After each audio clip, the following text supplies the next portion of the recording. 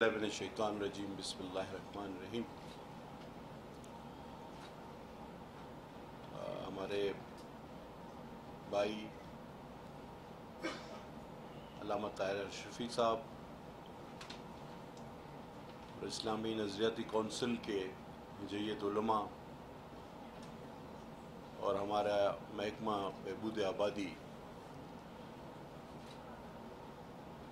आज की ये तकरीब मेरे लिए बाइज़ फ़ख्र है कि मैं उन लोगों के दरमियान मौजूद हूँ जिनके लिए जय्यत का लफ्ज़ भी इस्तेमाल किया जाता है, आलिम का लफ्ज़ भी इस्तेमाल किया जाता है। एक माशरे को सिमत दिखाने वाले वो लोग, उनके दरमियान दो अल्फाज अदा करने की जसारत कर रहा हूँ। इस मौजू के हसासियत को समझने की हम सबको ज़रूरत है और ताहिर अशरफी साहब ने मुझे एक सबक छोटा सा पढ़ा दिया। वो मैं अपनी तरफ से नहीं कहूँगा बल्कि कहूँगा कि उन्होंने थोड़ी देर में मुझे एक मौजू बता दिया और वाकई ठीक। सिलसिला यहीं तक नहीं, माँ और बच्चे तक आज तो हम इस पर बात कर रहे हैं, बल्कि पूरी कौम की सेहत के लिए इस पाकिस्तान के जय्यत उलमा को और महकमा आप सेहत को साथ चलना होगा, पूरी कौम की सेहत के लिए। देखिए, जैसे कि मुझसे पहले मेरे पेशरो आपसे गुफ्तगू कर रहे थे, मैंने उनकी दो चार बातें सुनी और हकीकत यही है कि हमारा दीन न सिर्फ इस मामले में बल्कि तमाम मामले में जो मेरी छोटी सी अक्ल और फहम कहती है उसमें तवाज़ुन का दर्स देता है, तमाम मामला। और मैंने कभी भी, आपने बहुत सारे लोगों ने शायद मुझ गरीब को सुना हो या बात कभी आपके गोश गुजार हुई हो, तो मैंने मजहबी मसले पर कभी आज तक कोई जुमला अदा नहीं की, कभी भी। उसकी ख़ास वजह है क्योंकि मैं समझता हूँ कि ये एक बहुत गहरा, हसास और बड़ा मश्क तलब सिलसिला है। ये खड़े होकर सिर्फ बात कर जानी, बहुत सारे लोग इस तरह करते हैं और आपने देखा कि करते रहे,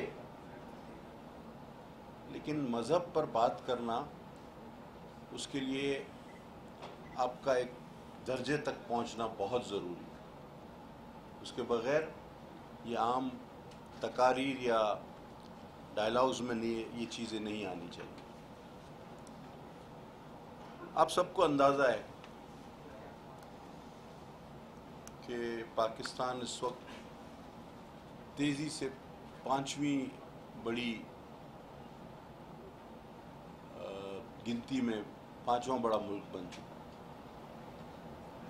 और दूसरी तरफ आप ये भी देख रहे हैं कि आपके माशी मसाइल भी हैं। मैं इस बहस में नहीं जाऊंगा कि किसकी वजह से हुए, क्यों हुए, कैसे हुए। और तीसरी तरफ हम ये देखेंगे कि माशी बेरोज़गारी, माशी मसाइल की वजह से बेरोज़गारी में भी कितना इजाफा हुआ। और फिर शरह आबादी जब बढ़ती है तो उसके लिए उसके अपने डायनामिक्स, अपने मसाइल होते हैं और यहाँ ऐसा कोई भी शख्स नहीं होगा जो इनको ना समझता हो चीज़ों।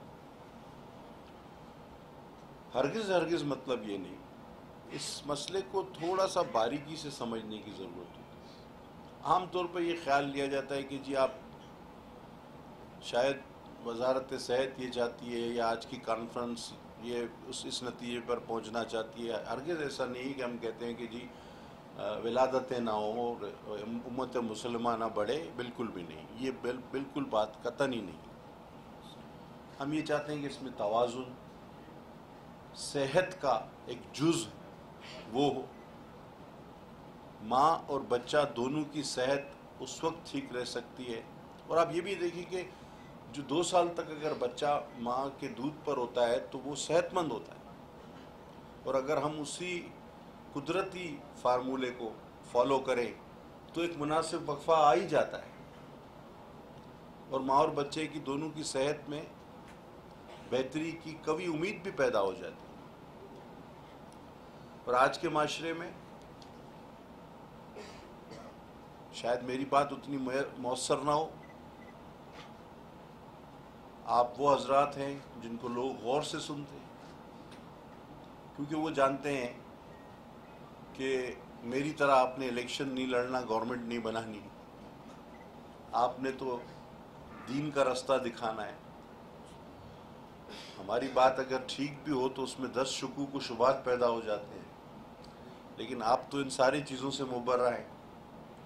آپ نے and of the day election نہیں لڑنا، وزیر نہیں بننا، ووٹ نہیں مانگنے، تو لوگوں کو اور آپ پر زیادہ بھروسہ رہتا ہے۔ تو آپ اس میں ہمارے ساتھ بہت بڑا کردار ادا کر سکتے ہیں، اور آپ سے براہ راست لوگ ہم کلام بھی ہوتے ہیں اور آپ کی بات سنتے ہیں۔ میں خود بھی اگر موقع ملتا ہے، گنہگار آدمی ہوں، تو جمعہ کے خطبے میں عالم کی بات بڑے غور سے سنتا ہوں۔ تو اسی طرح لاکھوں کروڑوں لوگ آپ کی بات سنتے ہیں۔ آپ اس کا بڑا بہتر استعمال کر سکتے ہیں اس قوم کے ہر انسان کی صحت کے لیے۔ ماں اور بچے سے تو ہمارا اولین آج کا موضوع ہے، لیکن اس سے ہٹ کر آگے بھی مساجد سے خطبوں میں ایک درس کے طور پر، ایک پیغام کے طور پر اس معاشی مشکلات، بڑھتی ہوئی بے روزگاری، ماں بچے کی صحت کے ساتھ ساتھ پوری قوم کی صحت، اگر ہم اس موضوع کو اپنائیں اور اس پر آگے چلیں تو میں سمجھتا ہوں کہ ہم ایک اچھی جگہ پہنچنے میں کامیاب ہوں گے۔ اور ایسا نہیں کہ ہمارے معاشرے میں، ہمارے ارد گرد ایسا نہیں ہوا۔ میں آپ کو بتاؤں کہ ہمارے پڑوسی ممالک بالخصوص بنگلہ دیش اور ایران نے اپنے علماء کے ساتھ مل کر یہ بہت بڑا ٹارگٹ اچیو کیا، اور علماء نے ان سے پورا تعاون کیا، اور علماء کے ذریعے ہی وہ کامیاب ہوئے۔ اور میں تو چاہوں گا، آج میں اپنے محکمہ صحت کو یہ ہدایت بھی دوں گا کہ ایک مشترکہ ایک کوئی بنایا جائے پلیٹ فارم، کیونکہ صرف ہمارے پاس اور آپ کے پاس یہ ماں اور بچے والا مسئلہ نہیں ہے، ہمارے پاس پولیو کا مسئلہ بھی آپ کے ساتھ ہے، ہمارے ساتھ کووڈ میں بھی آپ نے دیکھا ہوگا کہ بہت سارے مسئلے آئے، تو اس میں بھی ہمیں علماء کی ضرورت رہی۔ تو حقیقت یہ کہ ہماری وزارت صحت تو گھما پھرا کر کسی نہ کسی طرح آپ علماء کی محتاج ہے، تو ایک ایسا فورم بنایا جائے جس پر ہم مستقل بیٹھیں اور ساتھ مل کر اس قوم کی بھلائی کے لیے کام کریں۔ بہت شکریہ، بڑی مہربانی، نوازش۔ بہت شکریہ۔ آپ سے ہمارا تعلق ایک محبت کا ہے، پیار کا ہے، اور آپ سے عرض کریں کہ یہی وہ علماء ہیں جنہوں نے کرونا کی وبا جب آئی اور بہت سارے مسائل تھے، اس میں آگے بڑھ کر، خواہ وہ مساجد کا معاملہ تھا، الحمدللہ پاکستان وہ واحد ملک تھا دنیا میں جس کی مساجد بند نہیں ہوئی، لیکن اس میں احتیاطی تدابیر ہوں۔ اور پولیو کے معاملے میں اس وقت جو پوری دنیا میں فتویٰ چل رہا ہے، تحدیث نعمت کے طور پہ عرض کرتا ہوں کہ وہ فتویٰ جب لکھ کر ہم قاہرہ میں تھے تو شیخ الازہر نے پوچھا کہ یہ کس نے لکھا ہے، تو انہوں نے کہا شیخ طاہر اشرفی، تو انہوں نے کہا ہم اس کو پڑھیں گے نہیں، سائن کریں گے اس کو۔ اور یہ بھی پاکستان کا کہ مشکل سے مشکل حالات میں، آج تو پولیو پہ بات کرنی کافی آسان ہے، جب بہت مشکل تھی تو انہی اکابرین نے جو ہے وہ، میں گزارش کروں گا 2 منٹ کے لیے علامہ افتخار نقوی صاحب سے، اور پھر پیر سید چراغ الدین شاہ صاحب دعا بھی فرمائیں گے، خطاب بھی فرمائیں گے۔ بسم اللہ الرحمن الرحیم، اللہم صلی علی محمد و آل محمد۔ آج کا موضوع انتہائی اہمیت کا حامل ہے، اور اس پر ماشاءاللہ علماء اور دانشوروں نے بہت اچھی گفتگو کی ہے۔ ضرورت اس امر کی ہے کہ ہم حقیقت شناس بنیں، اور وزارت صحت کو چاہیے کہ یہ جو توازن والا عنوان ہے اس کو عام کرنے میں بھرپور کردار ادا کریں۔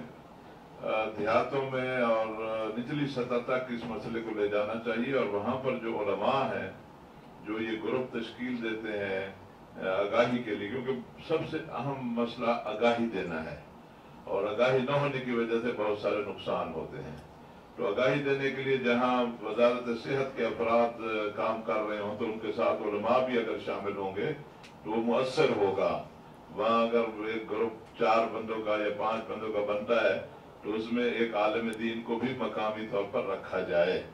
اور یہ جو عمل منصوبہ بندی کا ہے، ہمارے فقہ میں تو ہمارے مجتہدین نے اس کی اجازت دی ہے، لیکن جو قرآنی اصول ہے اس پر عمل، یہ بھی آگاہی دینے کی ضرورت ہے کہ بھئی 2 سال تک دودھ پلاؤ، اس کے یہ فائدے ہیں۔